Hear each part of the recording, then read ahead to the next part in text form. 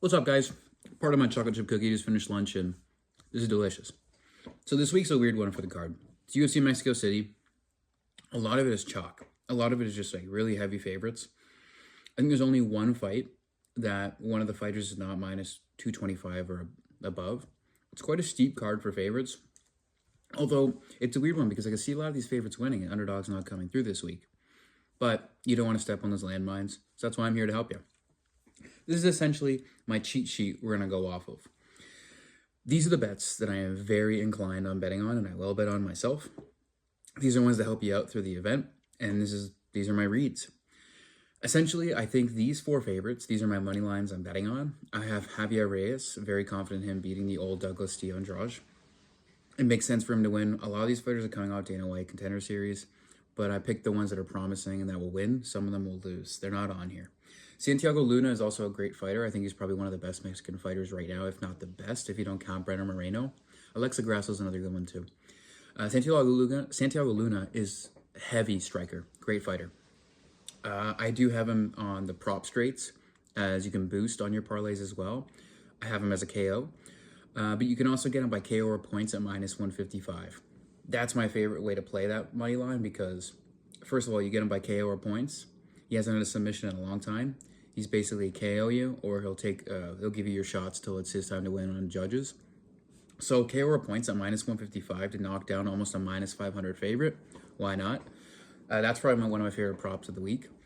Another one is Edgar Chairez. I'm very confident in him. I know it's really steep price at minus 330, but it hits because Edgar Chairez is much better than his also, once again, aging opponent and much sharper.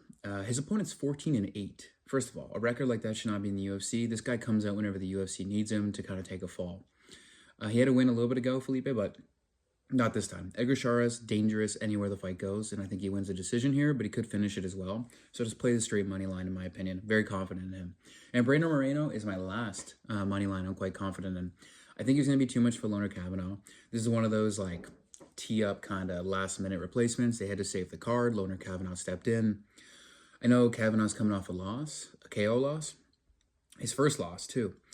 But I think Moreno's just too much. Moreno is championship level. We're going to see in this fight how much Moreno's slowing down. But I think even if Moreno is not who he used to be, he still outpoints and beats Kavanaugh.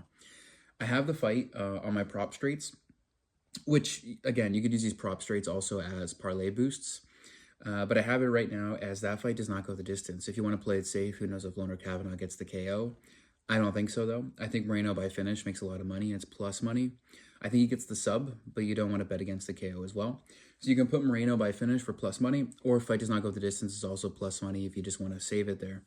But if you think Breno Moreno outpoints him into decision, then just throw on the Breno Moreno money line. There's a lot of ways to play this card, but this is kind of my cheat sheet how we should do it. Man, this cookie's hard to just wave around and not eat. But I think this is generally how it's going to go. And the only one that on my sheet here that I think is risky is the Rodriguez and Borjas to start round 2. It's the steepest price, too, for these props. But Borjas used to be undefeated when he got in the UFC, I believe, too. He takes his time. All his fights are usually go to decision. Rodriguez is like a bull. He comes right out. He's after it. But there's going to be a big reach disadvantage here. Borjas is going to have quite a bit more inches on him, keeping him at bay. So I think even if Rodriguez, Imanol gets the finish, it's going to come into round 2, round 3. He's going to take his time to get it. So that's a good boost right there. I also think the Marshall and Silva starts round 2. Minus 170 is easy money. These are good boosts. This is essentially my cheat sheet. Do with it what you please. My last one that's a fun one, I just have like $10 on it, is Damian Pena by KO in round 1 because it'll pay out nice. And if that guy wins, it's going to be by KO. And if he wins, it's going to be in round 1. So why not boost it to the moon? This is my cheat sheet, and I hope you guys have a lot of fun with it. And I hope you guys win some money with it. Best of luck. On to next week.